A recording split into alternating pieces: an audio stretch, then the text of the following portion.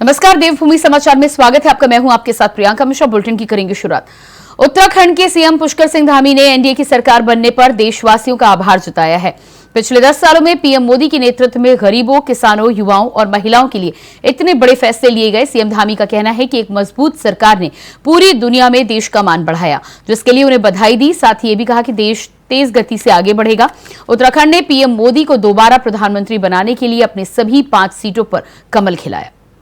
पिछले 10 वर्षों में माननीय प्रधानमंत्री मोदी जी के नेतृत्व में देश के अंदर अनेक बड़े बड़े डिसीजन हुए। गरीबों के लिए, किसानों के लिए, युवाओं के लिए, महिलाओं के लिए हर वर्ग के उत्थान की योजनाएं बनी, गरीब कल्याण की योजनाएं बनी, सुशासन हुआ, देश ने ऐतिहासिक फैसले लिए और एक मजबूत सरकार जिसने पूरी दुनिया के अंदर भारत का गौरव बढ़ाया, भारत का सम्मान बढ़ाया, सभी का स्वाभिमान बढ़ाया, हर भारतवासी को एक गौरव प्रदान करने का काम और भारत को तेज गति से विश्व की 5वें नंबर की अर्थव्यवस्था बनाने का काम इन 10 वर्षों में हुआ। विकसित भारत का संकल्प आदरणीय प्रधानमंत्री मोदी जी के नेतृत्व में एनडीए गठबंधन जिसने पूर्ण बहुमत प्राप्त किया है, उनको तीसरी बार देश का प्रधानमंत्री बनाने के लिए उत्तराखंड की 5 लोकसभा सीट पर तीसरी बार बीजेपी के सभी उम्मीदवारों को जीत कराने के बाद उत्तराखंड में बीजेपी कार्यकर्ता और नेता उत्साहित दिखाई दे रहे हैं। वहीं नैनीताल लोकसभा सीट पर बीजेपी के प्रत्याशी रहे अजय भट्ट लगातार दूसरी बार अपने प्रतिद्वंदी से 3 लाख से ज्यादा वोटों से जीतकर पहुंचे। इस पर बीजेपी नेता उत्तराखंड की जनता का धन्यवाद करते हुए नजर आ रहे हैं। आपको बता दें कि हल्द्वानी में बीजेपी के वरिष्ठ नेता प्रदीप बिष्ट और उत्तराखंड सरकार में मौजूदा दर्जा राज्य मंत्री दिनेश आर्य ने लोकसभा चुनाव के नतीजों में उत्तराखंड की नैनीताल लोकसभा सीट सहित सभी 5 लोकसभा सीट पर दोबारा जीत हासिल करने के बाद प्रदेश की जनता का धन्यवाद किया। देवभूमि पक्ष के माननीय हमारे युवा धाकड़ धामी मुख्यमंत्री जी ने और उनके नेतृत्व पार्टी के सभी कार्यकर्ताओं ने इस उत्तराखंड के जनमानस को अपने साथ जोड़ते हुए, हालांकि यहाँ का जनमानस भारतीय जनता पार्टी के साथ ही है, 5 की 5 सीटों में जीत हासिल की है। हम नैनीताल लोकसभा में हैं, यहाँ लगभग 3,35,000 से जीते हैं और पूरी प्रदेश की सीटें अधिकांश ऐसी हैं जो 1.5 लाख 2 लाख के अंतर से हमने जीती हैं। और ये मोदी जी के प्रति और यहाँ के मुख्यमंत्री धामी जी के प्रति और संगठन के हमारे अध्यक्ष महेंद्र भट्ट जी के जो कुशल नेतृत्व है, उस नेतृत्व में इस बड़ी जीत को हमने पाया और उसमें कार्यकर्ताओं का सहयोग है। इसके लिए हम हमारी स्थानीय जनता का और यहाँ के नेतृत्व का धन्यवाद और आभार व्यक्त करते हैं। बिल्कुल, उत्तराखंड बीजेपी के साथ है, आदरणीय नरेंद्र मोदी जी के साथ है, यशस्वी मुख्यमंत्री पुष्कर सिंह धामी जी के साथ है और यह साबित हुआ है। अजय भट्ट जी पुनः लगभग 3,35,000 मतों से विजयी हुए हैं। कांग्रेस के प्रत्याशी वो जो हम कहते थे केवल चुनावी पर्यटन पर आते हैं और वो आए और चले गए, फिर उनको ढूंढना पड़ेगा। इसलिए एक बात है बहुत स्पष्ट रूप से कहता हूँ, उत्तराखंड का जो मन है वो भारतीय जनता पार्टी के साथ है और मैं सभी को बधाई देना चाहता हूँ, सबका धन्यवाद देना चाहता हूँ कि उन्होंने हमारी सीट पर और उत्तराखंड की 5 सीटों पर भारतीय जनता पार्टी को जिताया है, हमारे नेताओं को चुना है और आदरणीय नरेंद्र मोदी जी पुनः तीसरी बार प्रधानमंत्री बनने जा रहे हैं और जो तीसरी आर्थिक शक्ति भारत बनने जा रहा है भारतीय जनता पार्टी और आदरणीय नरेंद्र मोदी जी इसलिए दृढ़ संकल्प है। भारत तीसरी आर्थिक शक्ति बनेगा, उत्तराखंड देश का नंबर 1 पर रहेगा। खबर देहरादून से है, जहां 2024 लोकसभा चुनाव में मंत्रियों की परफॉर्मेंस 2019 लोकसभा चुनाव से बेहद कम रही है, जिसके बाद बीजेपी प्रदेश अध्यक्ष महेंद्र भट्ट ने कहा है कि प्रदेश भर में गिरे वोटिंग परसेंटेज की जल्द ही समीक्षा की जाएगी। वहीं कांग्रेस इसे आगामी चुनावों के लिए एक बेहतर रास्ता बता रही है। आपको बता दें कि इस बार बीजेपी ने हर लोकसभा सीट पर 5 लाख से ज्यादा वोटों की जीत का लक्ष्य रखा था। ठीक है, लोकसभा चुनाव भविष्य के अंदर चीजों को ठीक करेंगे। आप चाह रहे हैं कि कुछ जगह सौरभ भगवान के हम आगे रहे, तो क्या कमी रही उसके पीछे करेंगे। अरे हमने पीछे नहीं रहे, हम जीते हैं उन सीटों को भी, कांग्रेस के मुकाबले जीते हैं। वोटिंग परसेंटेज कम होने से निश्चित रूप से जो मार्जिन बढ़ना चाहिए था वो बढ़ नहीं पाया। आगामी तो चेक करेंगे इसको, समीक्षा सबकी होगी, बोल दिया ना हमने। अरे संगठन के चुनाव की, लोकसभा चुनाव की समीक्षा करेंगे, वो जब सब लोग होते हैं नहीं, उत्तराखंड में भाजपा के मंत्रियों के परफॉर्मेंस की बात करें या भाजपा की पूरी सरकार या भाजपा संगठन के परफॉर्मेंस की बात करें, भले ही वो अपनी पीठ थपथपा लें, लेकिन 2019 के मुकाबले जिस तरीके से उनकी जीत का मार्जिन घटा है, तो निश्चित तौर पर जनता का विश्वास सरकार की कार्यप्रणाली से जो है उठा है। लेकिन मोदी के नाम पर, मोदी के चेहरे पर जो है भाजपा ने जो है वोट मांगा, और मुझे लग रहा है कि इसीलिए जो है उनको जो है यहाँ पर 5 सीटें मिली हैं। लेकिन भाजपा के अंदर तो सिर फुटबॉल शुरू हो गई है। कुछ लोग कह रहे हैं कि साहब ये धामी जी की जीत है, धामी जी ने जीत तोड़ मेहनत की। कुछ लोग कह रहे हैं कि नहीं जी, ये तो जो है नरेंद्र मोदी जी की जीत है। तो अब वो तय करें ना कि किस आधार पर उनको वोट मिला है, इसका जवाब तो भाजपा को देना है। लेकिन ये भी जो है हमारे लिए भी आत्मचिंतन का और आत्ममंथन का विषय है। हम भी अपनी हार के कारणों को तलाशेंगे और जो हमारी कमियां होंगी उनको हम दूर करने का प्रयास करेंगे, और जनता जनार्दन से हाथ जोड़ करके प्रार्थना करके जनता के बीच जाकर के पूछेंगे कि जनता की सेवा में और जनता के मुद्दों को उठाने में हमारे से कमी कहाँ रहे। नैनीताल लोकसभा सीट पर मिली हार के बाद कांग्रेस प्रत्याशी प्रकाश जोशी ने चुनावी नतीजे को स्वीकार करते हुए जनता का आभार जताया। हल्द्वानी में मीडिया से बातचीत करते हुए उन्होंने कहा कि लोकतंत्र में जनता के द्वारा दिए गए फैसले का सम्मान करते हैं और भविष्य में मजबूत रणनीति बनाकर जनता के बीच जाकर वो पार्टी को मजबूत करने का काम करेंगे। उन्होंने कहा कि उन्हें चुनाव लड़ने के लिए बेहद कम समय मिला, उसके बावजूद जनता ने उन्हें आशीर्वाद दिया है। साथ ही उन्होंने कहा कि अब संगठन को और मजबूत करने का प्रयास करेंगे, जिससे आगामी आने वाले चुनाव में कांग्रेस मजबूती के साथ वापसी करे।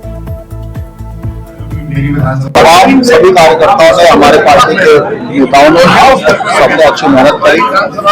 पर ठीक है, जनता का एक आदेश है, जनता का निर्णय है, उन्होंने अपने विवेक से वोट दिए और जो भी कमी रह गई होगी जनता से हम बात करेंगे, दोबारा संवाद लगातार रखेंगे, जनता के बीच जाएंगे। जनता के मुद्दों को, जो हमारे विजन कांग्रेस पार्टी के विजन थे, मेरे व्यक्तिगत इस क्षेत्र के मुद्दों को लेकर हम फिर से जाएंगे, जनता भी उन्हें समझाएंगे। लोकसभा चुनाव के परिणाम आने के बाद बीजेपी हो या कांग्रेस, दोनों ही दल अपने सियासी मंथन में जुट गए हैं। हार के कारणों की समीक्षा के लिए चुनाव परिणामों का अध्ययन कर रहे हैं। आने वाले दिनों में पार्टियां सभी पहलुओं की समीक्षा करेंगी। चुनाव के परिणाम आने के बाद अब सियासी दल समीक्षा करने में जुट गए हैं। बीजेपी हो या कांग्रेस, दोनों ही दल अब अपनी समीक्षा करने में जुटे हुए हैं। बीजेपी के लिए इसलिए कहा जा सकता है कि बीजेपी सत्ताधारी दल है और बीजेपी ने इस चुनाव में लक्ष्य बड़ा निर्धारित किया था। हर सीट 5 लाख मतों से जीतने का था, हर विधानसभा सीटों को फोकस करने का था, और खासतौर पर 2022 के विधानसभा सीटों पर 23 विधानसभा जहां पर चुनाव बीजेपी हारी थी, उन सीटों पर भी फोकस करने की कोशिश की। इस बार जो समीक्षाएं कर रहे हैं उसमें सीधे तौर पर कहा जा सकता है कि मंत्रियों की जो सीटें हैं, विधानसभा के क्षेत्र है, उन सीटों पर खासा फोकस बीजेपी कर रही है। उनकी भी समीक्षाएं कर रही है कि किस तरीके की परफॉर्मेंस अब तक यहाँ पर रही है। लेकिन इतना जरूर कहा जा सकता है कि बीजेपी इस चुनाव को बड़ी गंभीरता के साथ ले रही है। जो समीक्षाएं कर रही है, समीक्षाओं में उन सब चीजों को देखने का काम यहाँ पर बीजेपी की तरफ से किया जा रहा है, और कोशिश यही है कि लोकसभा चुनाव के परिणाम और बेहतर तरीके से आने वाले चुनाव परिणामों में तब्दील हो सके, और जो कमियां अब रही हैं उन कमियों को समय रहते दूर किया जा सके। लेकिन इतना यही कहा जा सकता है कि चुनाव परिणाम में बीजेपी और कांग्रेस दोनों की जो कमियां हैं, उन कमियों की कलई खोलने का काम यहाँ पर किया, और अब दोनों की दलों को चिंतन करने की आवश्यकता है ताकि उन कमियों को दूर किया जा सके। कैमरामैन खबर हरिद्वार से है, जहां मानसून से पहले उत्तराखंड सरकार ने अपनी तैयारी करनी शुरू कर दी है। कैबिनेट मंत्री सतपाल महाराज ने अधिकारियों के साथ मानसून से पहले की गई तैयारियों की समीक्षा बैठक की। सीसीआर टावर में आयोजित समीक्षा बैठक में सतपाल महाराज ने 15 जून से पहले सभी चौकियों को दुरुस्त करने और नालों की सफाई समय से करने के निर्देश दिए हैं। साथ ही मानसून से पहले भगत सिंह चौक और हड़वा नाले को लेकर अलग से योजना बनाने के निर्देश दिए गए हैं।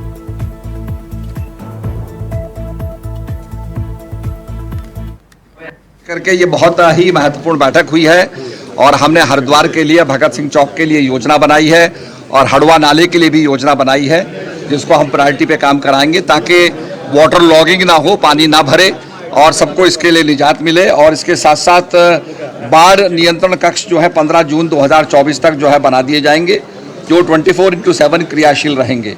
इसके साथ साथ हमने 113 संख्या की बाढ़ चौकियाँ 15 जून से पहले स्थापित कर ली जाएंगी।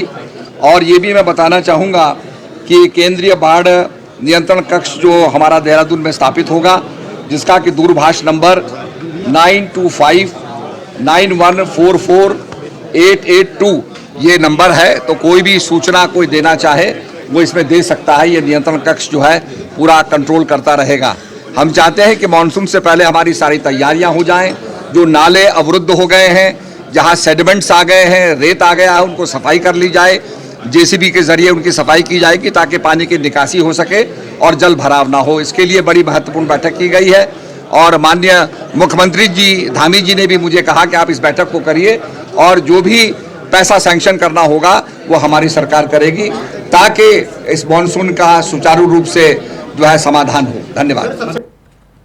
खबर उत्तरकाशी से है, जहां 2 दिन से चल रहे रेस्क्यू अभियान को पूरा कर लिया गया है। एसडीआरएफ टीम ने रेस्क्यू अभियान में 22 लोगों में से 13 लोगों को सुरक्षित बाहर निकाला है, जबकि 9 लोगों की मौत बताई जा रही है। आपको बता दें कि सहस्त्रताल ट्रैक के लिए 22 ट्रैकर्स का ग्रुप 29 मई को रवाना हुआ था। इस ट्रैकिंग दल को आगामी 7 जून तक वापस लौटना था, लेकिन सहस्त्रताल पहुंचने के दौरान मौसम खराब होने से यह दल रास्ता भटक गया। एसडीआरएफ की 2 टीमें रेस्क्यू अभियान में जुट गई, जिसके बाद आज रेस्क्यू अभियान पूरा हुआ है, जिसमें 13 लोगों को सुरक्षित निकाला गया है, जबकि 9 लोगों की मौत हो गई है। रेस्क्यू किए गए 8 ट्रैकर्स को देहरादून के जिला अस्पताल कोरोनेशन में भर्ती कराया गया है, जहां सभी का स्वास्थ्य परीक्षण किया गया है। फिलहाल सभी की तबीयत खतरे से बाहर बताई गई है, लेकिन फिर भी एहतियातन तौर पर डॉक्टरों की निगरानी में इन्हें रखा जाएगा।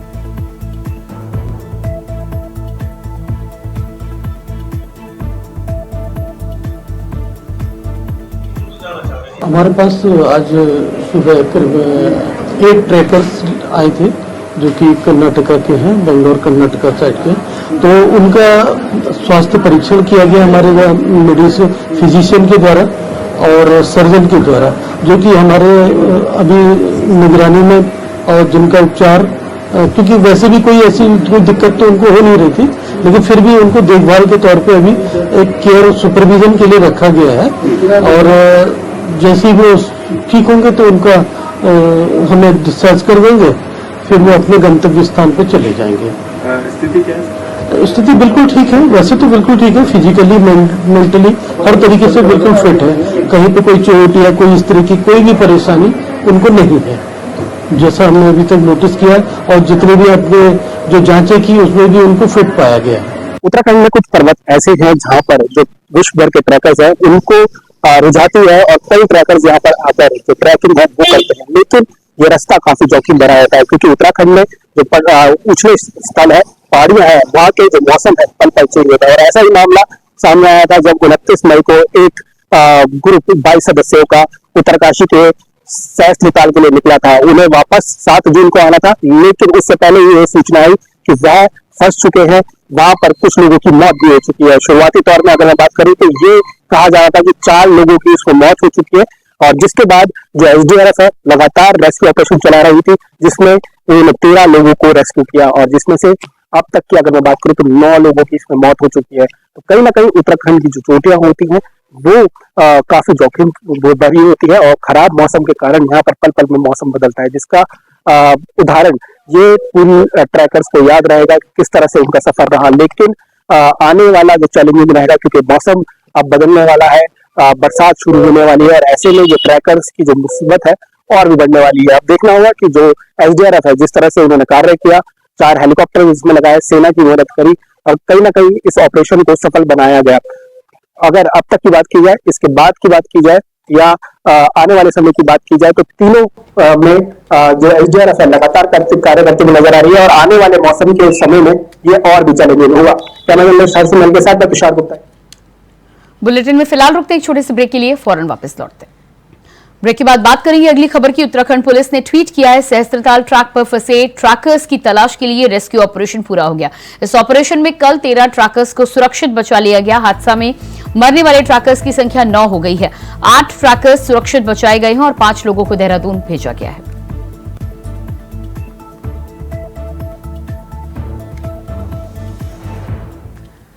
तो ट्रैकर्स की तलाश को लेकर रेस्क्यू ऑपरेशन हुआ पूरा। 13 ट्रैकर्स को सुरक्षित बाहर निकाला गया, जबकि 9 की मौत की जानकारी मिली है। आपको बता दें कि 22 ट्रैकर्स की टीम सहस्त्रताल ट्रैकिंग कैंप पर गई थी, जिसमें बीच में मौसम खराब होने की वजह से रास्ता भटक गए थे, जिसके बाद रेस्क्यू टीम ने लंबे समय तक रेस्क्यू करके 13 लोगों को सुरक्षित बाहर निकाला है।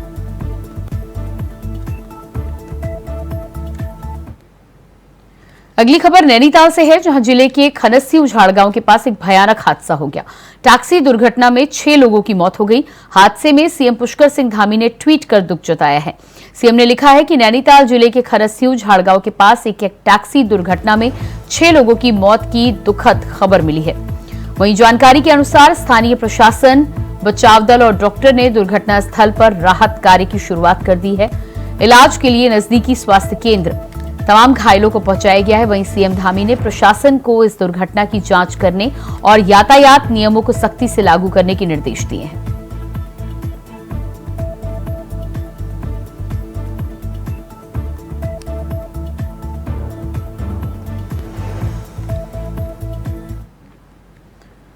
अगली खबर देहरादून से है, जहां PCCF wild life Sameer Sinha ने आज एक जरूरी पहल की शुरुआत की, जहां उन्होंने गोविंद राष्ट्रीय उद्यान वन्य जीव विहार के केदार कंडा से इकट्ठा किए गए 2500 किलो प्लास्टिक कचरे की गाड़ी को देहरादून के हर्रावाला केंद्र से हरी झंडी दिखाकर रवाना किया, जिसके बाद इस कचरे को रिसाइकलिंग के लिए भेजा गया।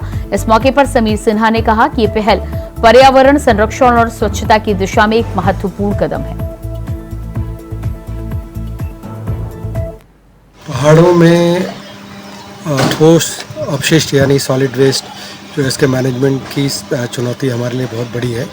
विशेष रूप से प्रदेश के जो संरक्षित क्षेत्र हैं, जहाँ पर बड़ी संख्या में पर्यटक आते हैं, वहाँ ठोस अपशिष्ट का प्रबंधन एक बहुत बड़ी चुनौती है और इसमें वेस्ट वॉरियर्स द्वारा ये जो काम किया जा रहा है वो निश्चित रूप से बहुत ही प्रशंसनीय है। मुझे बेहद खुशी है कि आज गोविंद राष्ट्रीय उद्यान और वन्य जीव विहार से लगभग 2.5 टन प्लास्टिक वेस्ट एकत्रित करके देहरादून लाया गया है, जहां पर इसकी ग्रेडिंग करके उसके बाद इसको रिसाइकलिंग के लिए आगे भेजा जा रहा है। मैंने आप सभी से बात करने के बाद ये अपेक्षा की है कि हम सब मिलकर इस कार्यक्रम को और आगे बढ़ाएं और न केवल प्रबंधन की दृष्टि से, लेकिन सबसे महत्वपूर्ण ये है कि स्थानीय समुदायों और यहाँ जो हमारे अतिथि आते हैं उनके सहयोग से इसको रिड्यूस करने की दिशा में भी काम करें और नए क्षेत्रों में भी इस प्रकार का एक सकारात्मक संदेश लेकर हम जाएं, जिससे हमारे पहाड़ प्रदूषण मुक्त हो सकें और यहाँ जो पर्यटक आएँ वो हर बार एक बहुत अच्छी भावना लेकर यहाँ से वापस लौटें। बदलने वाला है। मौसम विज्ञान केंद्र की ओर से प्रदेश भर में झमाझम बारिश की संभावना जताई गई है। अधिकांश जिलों में 50 से 70 किलोमीटर की रफ्तार से तेज हवाएं चलने के साथ ही बिजली चमकने की आशंका जताई जा रही है। इसके लिए मौसम विभाग ने ऑरेंज अलर्ट भी जारी किया है, जिसका जायजा लिया हमारे संवाददाता तुषार गुप्ता ने। उत्तराखंड में मौसम ने एक बार फिर करवट लिया। अगर मैं बात करूं तो लगातार जो मौसम है वो बदलाव होता हुआ नजर आ रहा है। मौसम विभाग ने 2 दिनों के लिए ऑरेंज अलर्ट जारी किया है और साथ साथ अगर मैं बुधवार की बात करूं तो बुधवार शाम को पूरे प्रदेश भर में बारिश हुई, ओलावृष्टि देखने को मिली। साथ साथ जो उछले इलाके थे, हेमकुंड साइड समेत कई चोटियों में हमें बर्फबारी भी देखने को मिली। लगातार मौसम विभाग द्वारा ये जताया जा रहा है, ये चेतावनी दी जा रही है कि चार धाम यात्रा भी चल रही है और लोगों को एहतियात भी दिए जा रहे हैं कि जो सफर है वो मौसम को जानकारी देते हुए आगे बढ़े। और उसी के तहत अब मौसम जो बदलाव है 6 तारीख से लेकर 9 तारीख तक ऐसे ही बदलता रहेगा। 2 दिन का ऑरेंज अलर्ट और साथ साथ जो येलो अलर्ट है बाकी 2 दिनों के लिए रखा गया है। इसमें जो मैदानी क्षेत्र है उसमें बरसात और ओलावृष्टि देखने को मिलेगी और साथ साथ जो हवाएं चलेगी 50 से 70 किलोमीटर की तेजी से जो हवाएं चलेगी, उससे कहीं ना कहीं जो लोग हैं उसमें परेशानी उठानी पड़ सकती है। बिजली जैसी कटौती लोगों को परेशान कर सकती है और अगर मैं उछले इलाकों की बात करूं तो वहां पर जो बर्फबारी है वो देखने को मिलेगी, लेकिन इसका असर 4 धाम की यात्रा पे कितना पड़ता है ये देखने वाली बात होगी। कैमरा जर्नलिस्ट हर्षमल के साथ मैं तुषार गुप्ता। खबर मसूरी से है, जहां उप जिला चिकित्सालय में टीबी उन्मूलन के लिए action for advancement of society और उप जिला चिकित्सालय में संयुक्त अभियान चलाकर 20 से अधिक टीबी रोगियों को पौष्टिक आहार उपलब्ध कराया गया। दरअसल उप जिला चिकित्सालय मसूरी में टीबी से मुक्ति कार्यक्रम आयोजित किया गया, जिसमें टीबी रोग और इससे बचाव के बारे में विस्तार से बताया गया। टीबी के मरीजों के लिए बैंक का बहुत बड़ा सहयोग है और मैं कोठिया जी का भी बहुत बड़ा आभारी हूँ कि टीबी के मरीज के लिए हम लोग सब मिलकर, हमारा परिवार, चिकित्सा स्वास्थ्य परिवार वगैरह सब मिलकर इनको पोषण दे रहे हैं, प्लस दवाइयाँ दे रहे हैं और सही मार्गदर्शन दे रहे हैं। इनकी कई, मैं बोलूँगा कि इनको कई जगह गलतफहमियां भी हैं जो कि दूर की जा रही हैं इनकी, कि छुआछूत की बीमारी है और ये बहू नहीं देती है, ये सब जो भी प्रॉब्लम्स हैं इनको इनकी परिवार वालों से बात करके और इस चीज़ को हम लोग दूर कर रहे हैं जो भी इनकी परेशानियां हैं। और मैं इस तरह अगर अभियान चलता रहा तो बड़ी शीघ्र ही हमारा भारत जो है टीबी मुक्त। एक मुहिम है टीबी मुक्त भारत अभियान, और हम सोचते हैं कि उत्तराखंड टीबी मुक्त हो जाए तो देवभूमि हो जाए। और इसके लिए हम सभी को मिलके, जितने लोग भी हम हैं, आप सबका पहले तो मैं आभार करती हूँ, हम सब मिलके इसको टीबी मुक्त बनाने में सहयोग करेंगे, इसका सही प्रचार प्रसार करेंगे, नियमित दवाई उपलब्ध कराएंगे, पोषाहार उपलब्ध कराएंगे, नियमित रोगी दवाई खाएंगे और अपना ध्यान रखेंगे। अपना जो घूमने का है, थोड़ा वॉकिंग करने का, वो भी अपना एक सिस्टम बनाएंगे और भेदभाव को दूर करेंगे। एक मुहिम है टीबी मुक्त भारत अभियान। और इसी के साथ देवभूमि समाचार में इतना ही। खबरों के लिए बने रहिए इंडिया वॉइस के साथ। नमस्कार।